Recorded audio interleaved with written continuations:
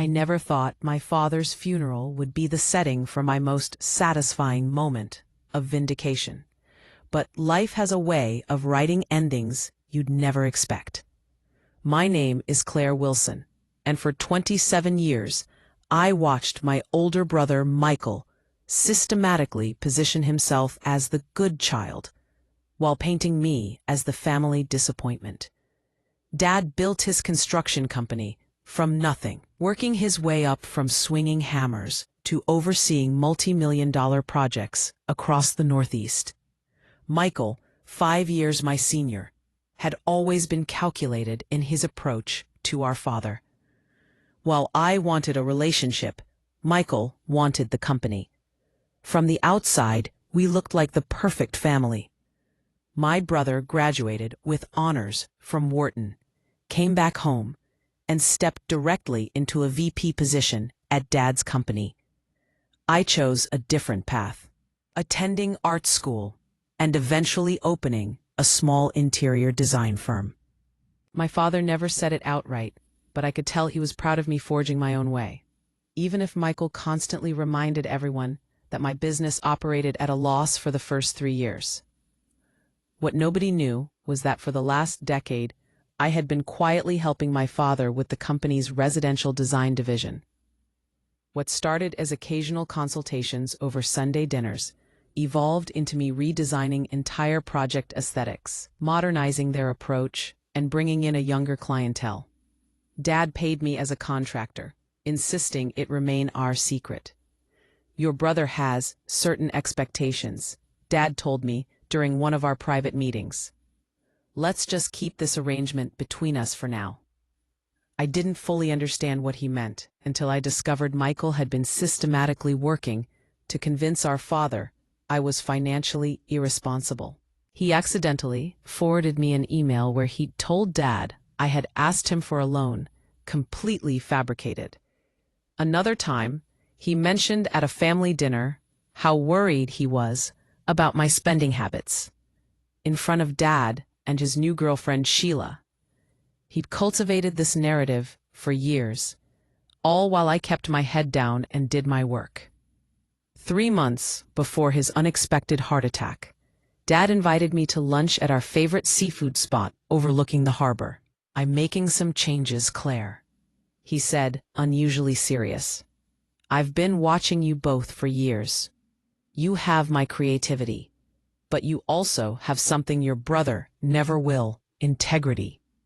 I didn't know what to make of his comment then. After the shock of his death, I had little time to reflect on it, as Michael immediately stepped in as interim CEO and began making decisions before our father was even in the ground.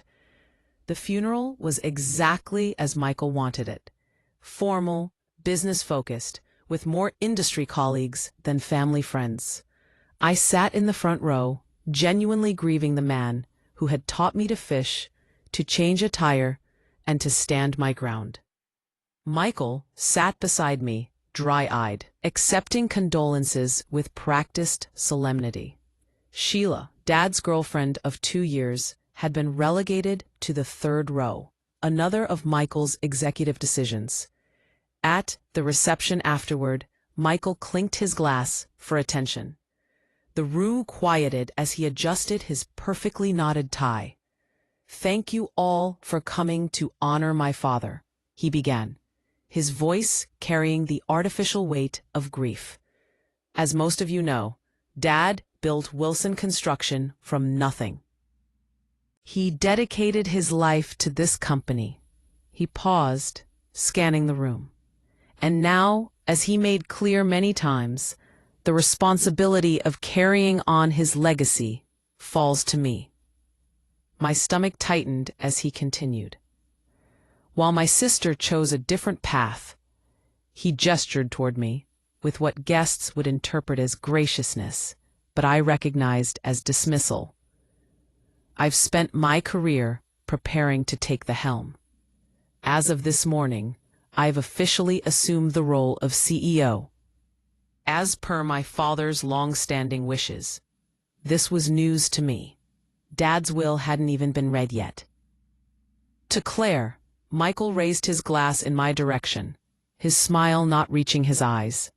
I know Dad would want you to be taken care of. We'll discuss a generous severance package for your consulting work.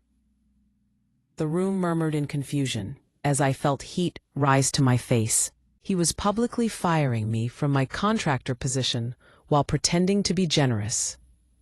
"It's all mine now," he said quietly as he passed by my chair. The words meant only for me, just as it was always meant to be.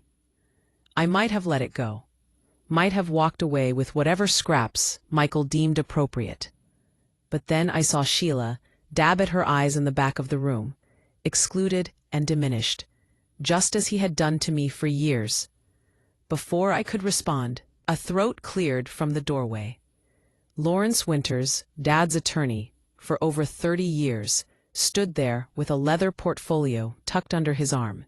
"If I might have a moment," he said, his voice cutting through the murmurs. "I apologize for interrupting, but I believe this is the appropriate time to address certain matters." Michael's smile faltered. "Larry, we agreed to handle the formal reading tomorrow at your office." "We did," Lawrence nodded, approaching the front of the room. However, Richard was explicit about the timing of certain announcements. He wanted them made here, among friends and family, immediately following the service. The room stilled as Lawrence opened his portfolio. Michael's hand tightened around his glass. 3 months ago, Richard Wilson made significant changes to his will and to the operational structure of Wilson Construction. Lawrence glanced at me with what looked like the ghost of a smile. "While I will address the complete provisions tomorrow, there are 3 points that Richard wanted announced today." Lawrence adjusted his glasses. "First, ownership of Wilson Construction has been restructured. Contrary to previous arrangements, the company will not pass solely to Michael Wilson. Instead, Claire Wilson is now the majority shareholder with 51% ownership." The glass in Michael's hand shook visibly. "Second, the position of Chief Executive Officer will be determined by the Board of Directors, which now includes 3 of Richard's most trusted project managers, none of whom currently report to Michael." The murmuring grew louder as Michael's face flushed red. "And third," Lawrence looked directly at Sheila. "Richard established a separate trust for Sheila Davidson, including the Lake House property and a significant financial portfolio, as well as a 10% stake in the company." Michael stepped forward. "This is preposterous. Dad would never."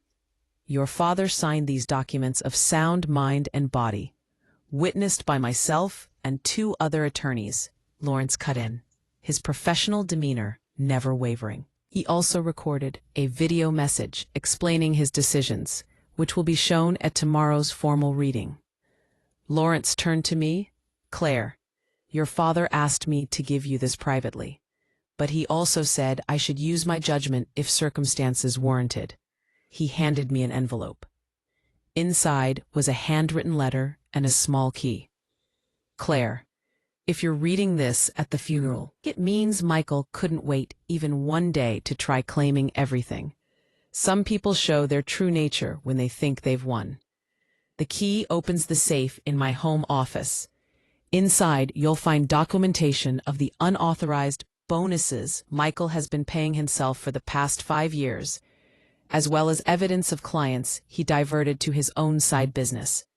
I've known for 2 years, but I needed to be certain about both of you before making my decision. You earned this with your talent and your character. The company needs your vision, not just Michael's ambition. Don't let him intimidate you. You're a Wilson, and Wilsons don't back down. Love always, Dad. I looked up from the letter to find Michael staring at me, his expression cycling through shock, anger, and calculation. "This meeting is adjourned," he finally said, attempting to regain control. "We'll sort through this confusion tomorrow." As the guests whispered among themselves, I approached Lawrence. "Did you know what was in this letter?"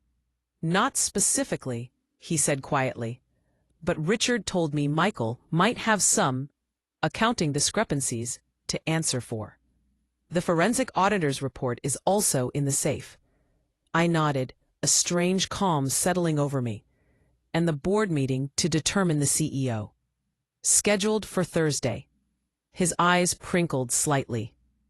Richard suggested you might want to prepare a presentation on your vision for the residential design division. Apparently, it's been quite profitable these past few years. As Michael huddled with his sycophants across the room, I walked over to Sheila, who looked as stunned as I felt. "Did you know?" she asked, her voice barely audible. I shook my head. Dad always did like his surprises. She laughed softly through her tears.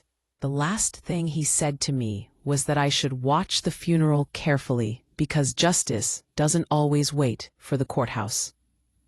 Later, as I unlocked my father's safe and began reviewing the damning evidence of my brother's betrayal, I realized this wasn't just an inheritance. It was my father's final lesson about consequence and character. The company announcement went out the following week. Claire Wilson, CEO. The press release mentioned the company's exciting focus on sustainable building and innovative design, and the recent departure of former VP Michael Wilson to pursue other opportunities. Sometimes revenge isn't something you plan. Sometimes it's simply the natural consequence of someone else's actions, delivered in perfect timing by those who saw the truth all along. Retry Claude can make mistakes. Please double-check responses.